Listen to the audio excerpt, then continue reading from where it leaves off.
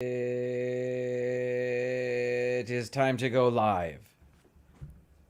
Hello, everybody. My name is Jim. This is More Sunshine, Please, the Tuesday night live stream. How are you?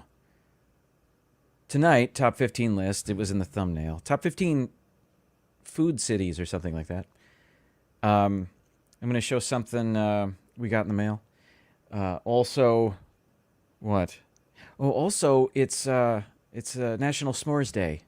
And you would think that somebody like me would be eating s'mores on his live stream today. However, it's not happening. But let's celebrate National S'mores Day. I guess not at all. We're just going to show this picture. All right. Sorry. But welcome, everybody. If you don't mind, I'm going to go through the chat and, well, let's do that. Any day now. What was that? Today's gold medalist, Pepper Tree Villa. Hang on. There we go. I play two sounds at once. Back to them in a moment. Our silver medalist, Mar in Memphis. Welcome in. And the bronze to Noah. This is Noah's Adventures. Congratulations, everybody. Thanks for being the first three in the chat. Back to Pepper Tree Villa. What? No. Oh, yes. The top 15 list later in the show is about the top 15 best food cities in the United States. So this is in reference to that, San Francisco and the whole Bay Area have some of the best restaurants in the world, let alone the U.S. I've never been. I've only read about it. We'll have to see if that's on the list. I say that like I don't know. I know whether it is or it is not. The French Laundry in the Napa Valley is owned by Thomas Keller, who is the food consultant for the film Ratatouille. In fact, the dish that Remy makes was essentially designed visually by Thomas Keller. You know, when I went to Disneyland in 2019, the group of us, we ate at the Lamplight Lounge, which is in Disney's California Adventure. And it has, the lamplight refers to the Pixar lamplight. And it's a Pixar-themed restaurant. And on their menu was Ratatouille. That's what I ordered. And that's what I ate. And it was the best meal I had the entire trip. It was delicious. So, yeah, good stuff. Also here, Uber Wisdom Videos. Jason, thank you so much for being here. Keith, big Disney fan, BDF. Thank you for being here. Catherine Wilby, great to see you as well. D&G Explorers are also here. Hello to you. Eric Newman, thank you for being here. Cynthia, Candy Mom 15 is also here. Welcome in. Let's see. I'll tell you what.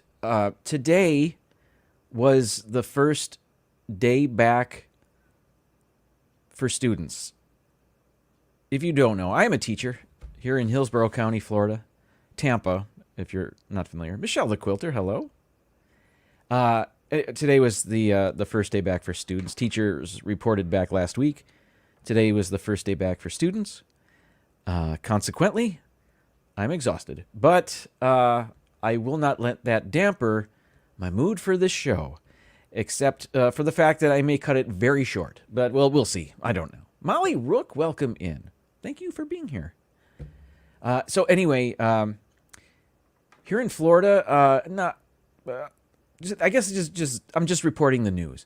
Our governor signed an order punishing school districts if they mandate mask wearing for students.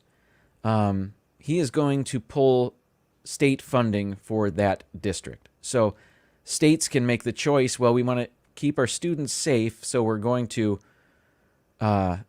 mandate mask wearing, or they can endanger the students by saying no masks, or it's not mandatory. You can wear a mask if you want to, but you don't have to. By the way, I say all this, and Florida is the hot spot in the world for the Delta variant. Anyway, because the situation's so bad, what our school district did was they said, we're going to, what's the wording? I want to get this right.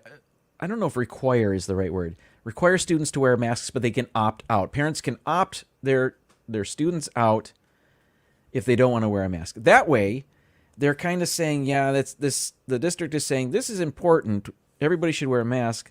However, we don't want to lose funding, so we're going to put this opt-out option for you. So that's where our school district stood and stands. I will say that about half the students in my school wore masks, which is kind of more than I expected. Kids, high school kids, they are maybe not as concerned with the situation as other citizens. Anyway, I wear a mask all day just because it's a super spreader event. Is that the right term? I don't know. Whatever. Anyway, so that's where it is.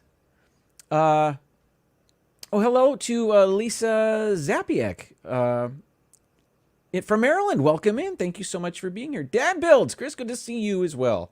I actually didn't expect anybody to show up for this live stream because I know Nick from Magical News Live is live from the Magic Kingdom, and it's the first night of the Boo Bash, and I know he's already there. Rob Fuzz, welcome in.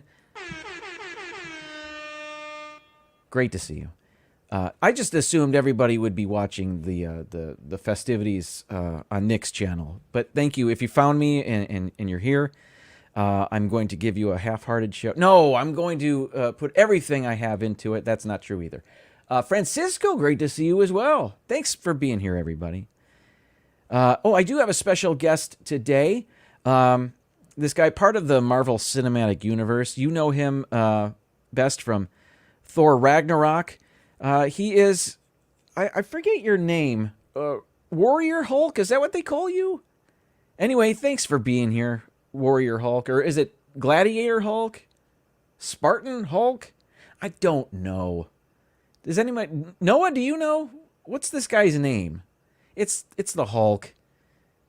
I think it's maybe Gladiator Hulk. We'll see. Thanks for being here anyway, Hulk.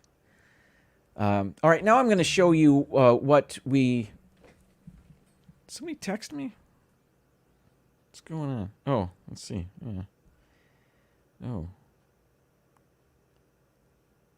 What? I don't... Okay, never mind. Sorry. I got distracted. Whoa. Mr. Hulk. Okay. I'll go there. My wife likes to read in bed. That can be problematic for one's neck.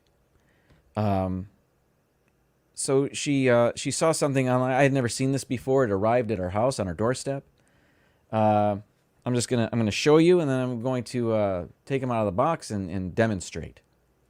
These are called lazy readers, and they allow they're glasses, and they allow you to read at a 90-degree angle. So I'm going to take them out of the box, and you can see just how ridiculous they are. I don't think she uses them.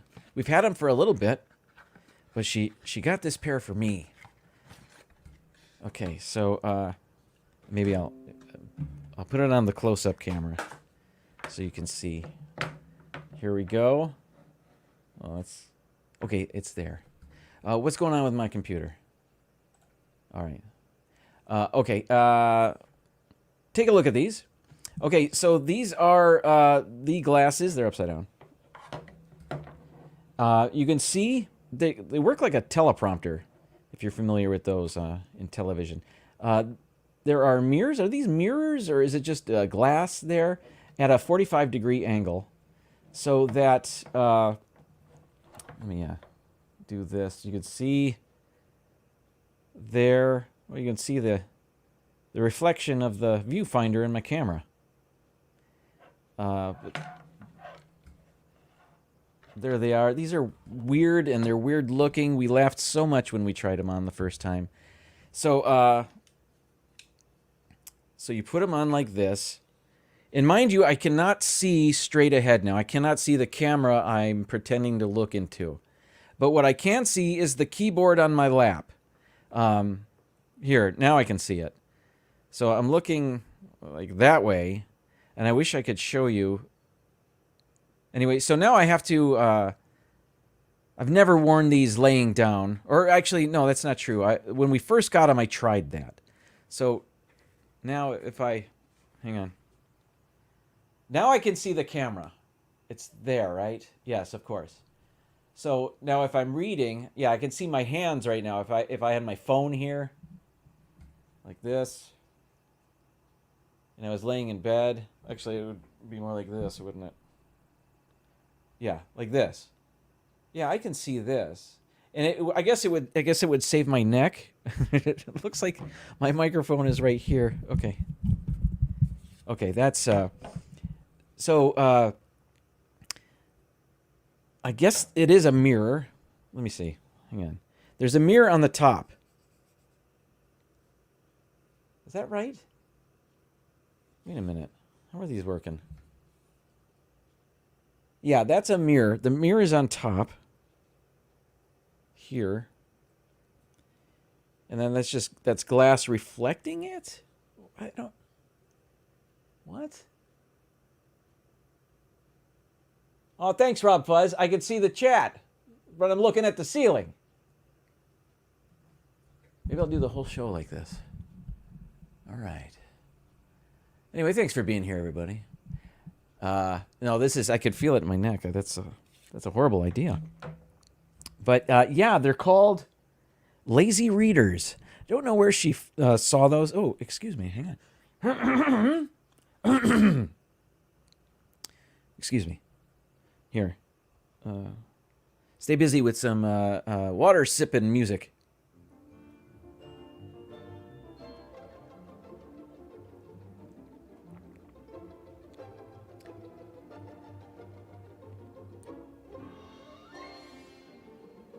Okay, thank you for your patience and your indulgence. Let's see, I'm missing a lot of the chat, and I do apologize. Jim, is that shirt from Epcot or the TV show Three's Company? It's not the Regal Beagle. This is from Disney. It is the Regal Eagle. This is the new smokehouse, or newish smokehouse in the American Adventure Pavilion in World Showcase. I thought it was kind of cool. Thank you for noticing. And I'm wearing it because it's an eatery, and I'm about to go over my top 15 list of best food cities in the United States. You know, let's do it. I'll tell you what. That's right, Dan Bill's going to order. Let's get to it. I'll tell you what. I am very tired, so I'm going to. I will not go until 8 o'clock. I can tell you that right now because I don't think my top 15 list is going to last very long. But that's A-okay with me because I also have some stuff that I have to do for work tomorrow, and it hasn't been done yet. Did I mention it's National S'mores Day? And I don't have a s'more. Or anything s'mores. I thought, isn't there a s'mores cereal? And then I wondered, is there a pre-made s'more that's on the market somewhere? And then maybe you microwave it or something in the plastic wrapper. I wasn't sure, and I didn't really look. I just thought, well, that must be a thing. But is Doug's Kitchen and Donna's Kitchen on the list? We'll see. Maybe just one of them. Yeah, no s'mores. That's right. Okay. So let's get to it. This isn't my list, by the way, because I knew this was going to be a busy day for me. I cheated, and I just looked up a list. But it was interesting to me. It was from U.S. News and World Report, top 15 food cities in the U.S. Actually, they say foodie cities in the U.S. And I don't love the term foodies. I don't know what it is about the term foodies, but I didn't love it. So my list is food cities in the U.S. That's just the way I do. Oh, how about that? A microwavable s'mores maker. Well, please, for the rest of us, celebrate National S'mores Day. Here it is again. That's amazing. Not loving it. But that's just me. Whatever. Foodie. Not a big deal. Okay, so I've got my list here. I'm going to read from the website here. And let's see if your city is on this list. I know Pepper Tree Villa was already telling us the virtues of the restauranteries. Is that a word? In the San Francisco Bay Area. We'll just have to see. Number 15 on the list, Savannah, Georgia? What? One doesn't think of Savannah, Georgia for, anything. But let's see what U.S. News and World Report has to say. Seafood and southern cooking are the main reasons to visit this coastal city in Georgia. The maritime delights include crab, bouillabaisse, oysters, and grouper. And they are best served in the ambiance of a riverfront restaurant. Don't limit yourself to only aquatic dishes, though. Savannah also offers all the southern specialties, which range from superb sandwiches to a dizzying array of grits variations. All right, relax with the grits. Savannah, Georgia, how about that? Nobody had that on their bingo card, huh? What's number 14, you're asking? I'm getting to it. I'm sorry, I didn't mean to yell. Baton Rouge? No, it's not. D&G says Orlando and Vegas should be. Maybe. But when I took the foodies out of the list, did I change the list? Did I change the meaning of the list? Foodies, does that mean the people? The people that love food? As opposed to the city and its offerings? I'm sorry. I should mute, huh? Right. Okay. I'm back. I'm doing my best. All right, here we go. Number 14. Sonoma, Pepper Tree Villa.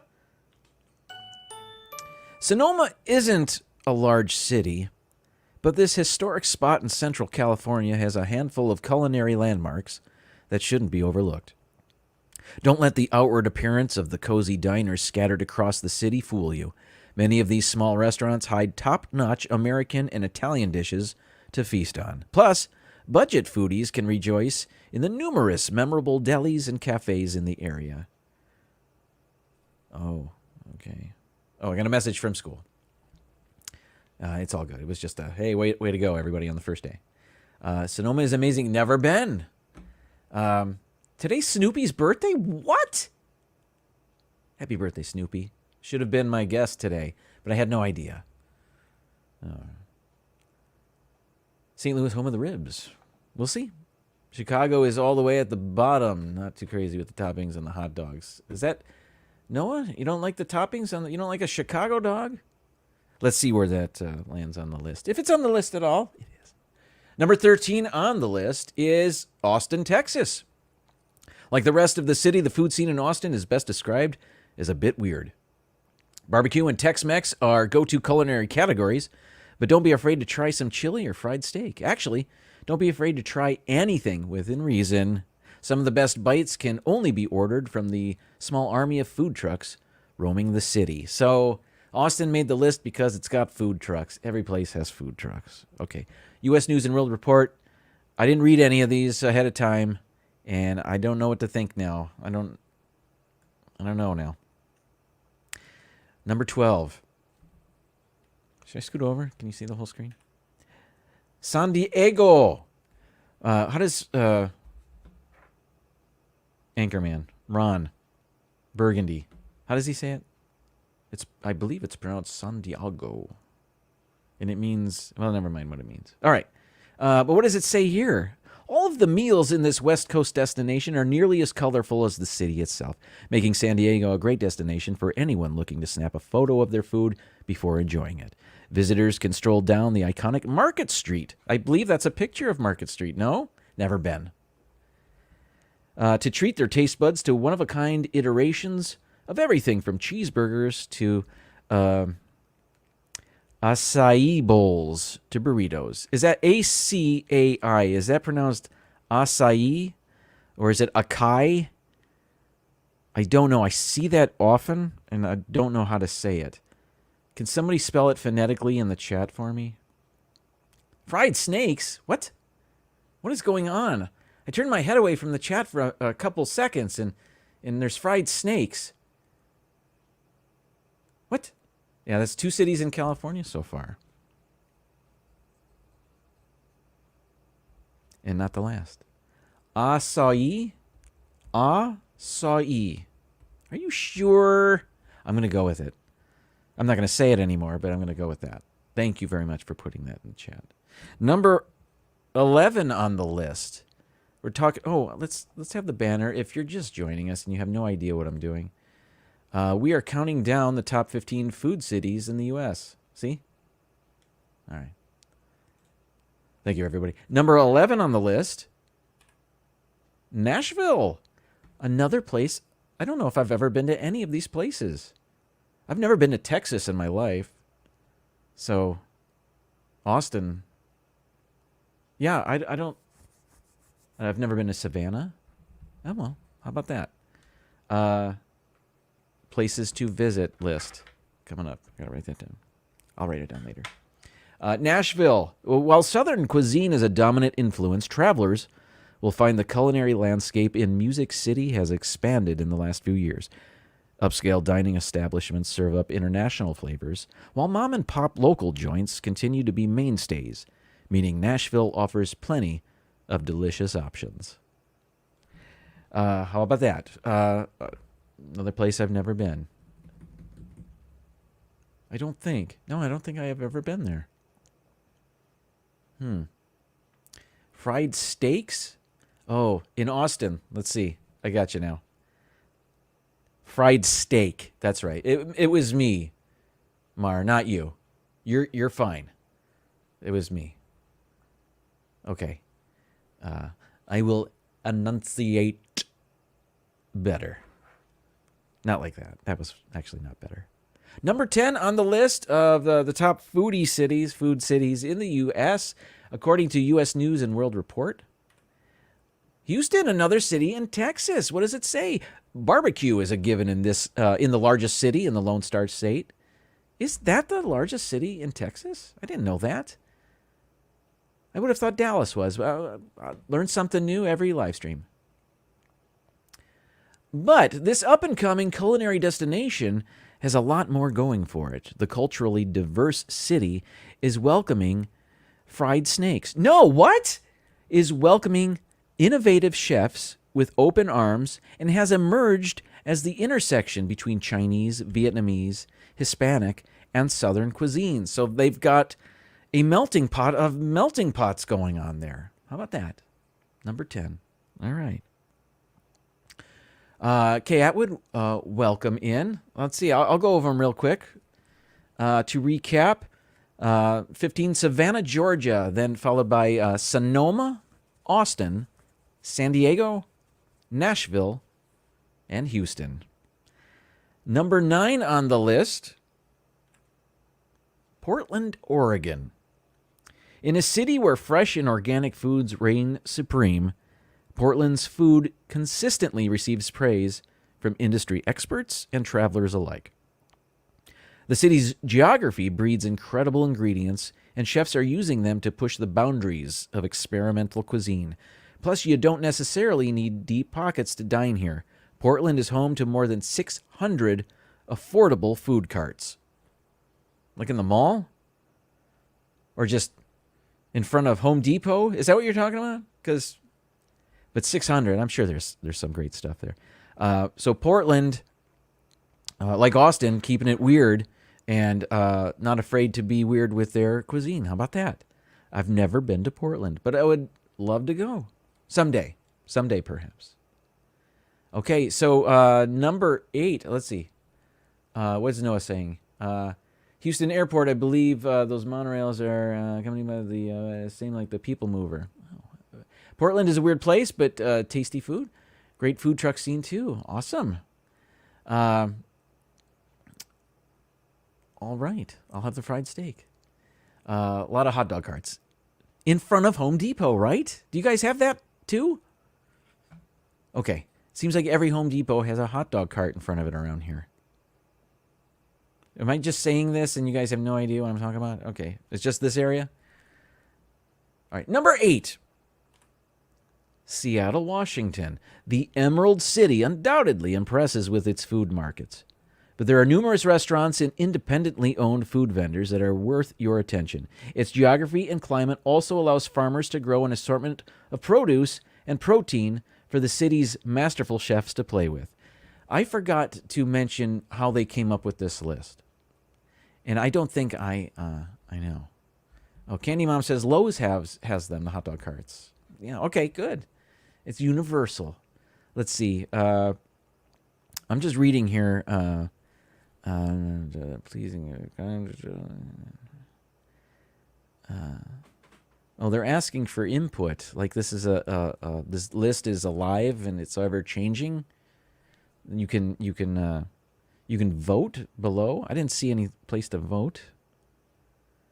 I believe this list is from 2020. It was from last year.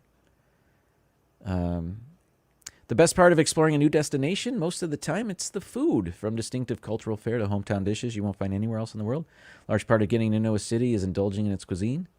Pleasing food critics and locals alike, standout foodie cities in America are constantly changing their menus and adding new eateries, making them worth a trip for the meals alone. It doesn't say how they came up with their list. Oh, we'll just enjoy the list. Number 7... Charleston, South Carolina, the first city on the list I have been to. How about that? And we did eat there, I think. We stopped by it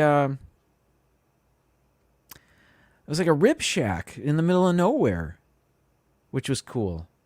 What Charleston lacks in diversity, it makes up for in superb low country cuisine served with a side of charming southern hospitality. I think I was there. Known as rib-sticking comfort food, the authentic southern staples and fresh seafood offerings have earned this quaint city recognition from a variety of industry experts as a foodie haven. How about that, Charleston? Yeah, this is the first one on the list I have been to. Chris agrees. All right, let's move on. Man, it's already 7:30.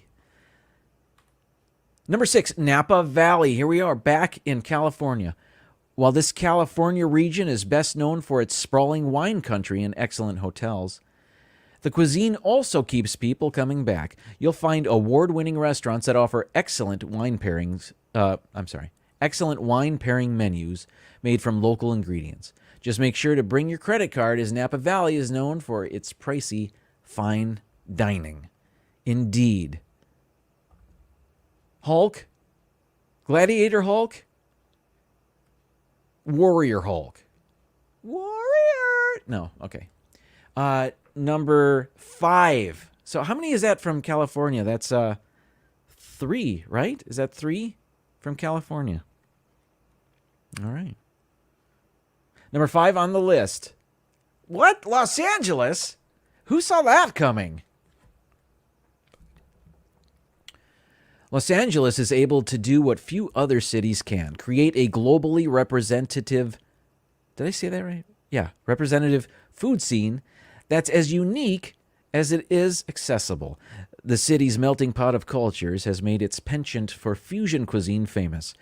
And LA's acclaimed street food means that even if you skip the upscale restaurant scene, your palate won't be disappointed. And neither will your wallet. Well, that's good.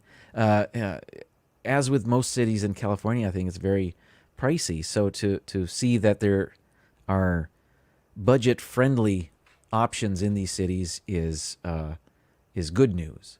And Pepper Tree Villa concurs with its placement on the list. Awesome. Number 4. We have really gone through this list. What's at number 4? You won't believe it. I just sounded like a clickbait thumbnail there, didn't I? All right. New York City. The city that never sleeps is known around the world for a dining scene that's vast in both volume and diversity. There's virtually no type of food travelers can't find in the Big Apple. That alone is an impressive feat, but this gastronomic heavyweight, okay, easy. This gastronomic heavyweight is also home to a high concentration of accolades from Michelin-starred restaurants to James Beard award-winning chefs. Indeed, you knew New York City was going to be on this list somewhere. It comes in at number 4. That means there are 3 cities that are more foodie. I don't know. Are foodier. What are they? Number 3 on the list, hot dog heaven, Chicago. You'll need a few napkins and multiple days to take on the Windy City's food scene. Deep dish pizza, fully loaded hot dogs, Garrett popcorn, Italian beef, all these dishes are uniquely Chicago. Arguably, the culinary capital of the Midwest. Travel to this city for the award-winning restaurants that serve up a side of picturesque, let me start over, picturesque views of the Chicago River. Now, somewhere in there, I read the term Garrett popcorn. Is that the popcorn that it's caramel corn and cheddar corn together? Is that what's called? Is that Garrett popcorn? Because you can buy that in stores, but they call it Chicago style popcorn. Am I right about that? Does somebody fill me in? What is Garrett popcorn? It's capital G Garrett. Garrett. The name. So somebody named Garrett came up with this, I'm guessing. Thank you, PTV. I was hoping somebody would notice. The restaurant in Ferris Bueller's Day Off is called Chez Keys. It's French. Chez, and then Keys, Quis. And that is a play on the restaurant that's known as Shakey's, which is not fine dining. But John Hughes, who wrote and directed this film, put that little nugget, that funny Easter egg in there, Shakey's. But on the sign on the outside of this restaurant, it says Chez Keys. Oh, made by Monarch Moment. Maybe, who knows? Is he from Chicago? I think it's. Have you seen this? It's popcorn. It's half caramel corn and half cheddar popcorn, and it's all mixed together, and it's actually very good. If you've never had it, try it. It's you'll dig it. It's pretty great. The cheddar cheesiness and the caramel works with the popcorn. So yeah, Chicago. All right. I'll have to look up. Garrett looks like a company that does all sorts of gourmet popcorns. Oh, interesting. Okay. Thanks for looking that up, or maybe you knew that. Timothy Rainwaters, welcome in. We are counting down the top 15 foodie cities in the United States. Not my list. It's U.S. News and World Report. We're at number 3, which was Chicago.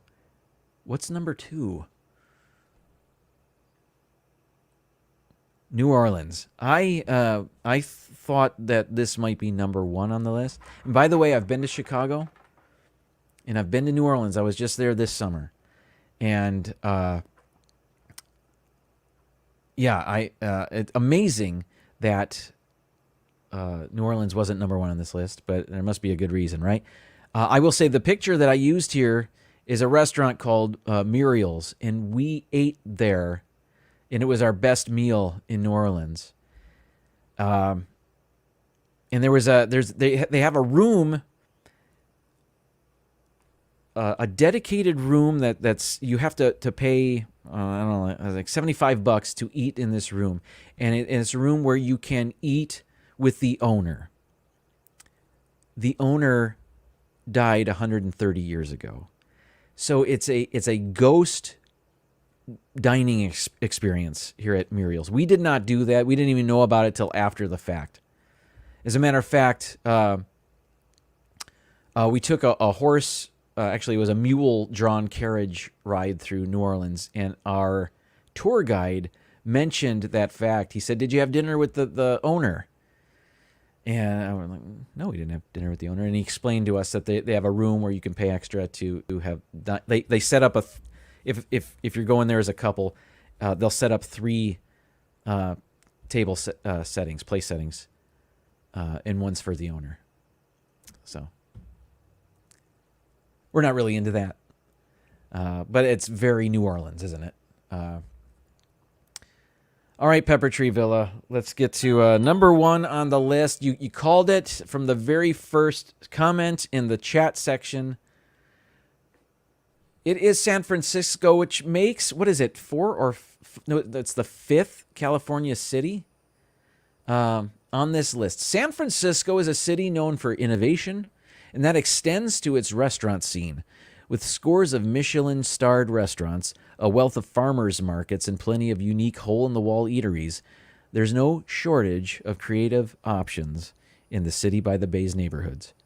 Not to mention, it features one of the best food markets in America, the expansive Ferry Building Marketplace. Never been, would love to go to San Francisco, if for nothing else than to meet Pepper Tree Villa in their home turf, of course. That's a great garlic restaurant. I've never been to a garlic restaurant. The Stinking Rose. You know that place. Sure you do. Surf Bum, welcome in. We just finished up our list of the top 15 foodie cities in the United States as put together by U.S. News and World Report. Nashville beat out Memphis. Why isn't Memphis? They weren't even on the list, were they? Guess all we really have is barbecue. That shouldn't not in that. What am I trying to say? That shouldn't exclude Memphis from being on this list if it's world-class barbecue. I guess Kansas City wasn't on here either, but Charleston was on here. I'm just saying. I don't know. It didn't say how they came up with this list, other than apparently there's some sort of voting you can do. But I can't imagine. I don't know. I don't know how they came up with the list. I just know that it was a pre-made list that I could take advantage of. It is 7:38, and if you're just joining us, it was my first day back at work with students. I've been very busy, didn't get enough sleep, so and I got stuff to do for work tomorrow, and it hasn't been done yet. So I'm actually going to call it a live stream here. Mouse Talk at 8 o'clock. I know, what else? Wait a minute, hang on. Thank you, Dean, from the live place. Tuesday night, Mouse Talk at 8 p.m. I believe they have a scheduled show going on. Viapre Project at 9 p.m. The Hitchhiking Bones at 10 p.m. That is your solid Tuesday night lineup after this show. All great people. What else? Rob Fuzz on Fridays. Check out Rob. We've got Disney Nerd Herders coming up tomorrow. Their 7 p.m. Weekly live stream. D&G Explorers are live right after them at 8 p.m. Eastern, 5 Pacific. Viapre is not on tonight. Thank you, Cynthia. I've got to do my homework. Sad but true, right? Jason, thank you very much. We'll see you next week. I will get some rest as soon as I finish doing what I got to do. What else is on here? And Pepper Tree Villa, of course. Thank you so much for participating and being here. Enjoy National S'mores Day. I'll be back next week, hopefully a little more alive. The Taste of Fall is coming soon on PTV. Gotcha. Oh, Mindy sick. That's too bad. Okay, good to know. So, but you know who else is live? Nick from Magical News Live. He's covering the first day of Boo Bash. So you got that too. There's no shortage of Disney live stream options out there for you. Thank you so much, everybody. Have a great evening, and I will see you next week. Stay safe, everybody. Ending broadcast.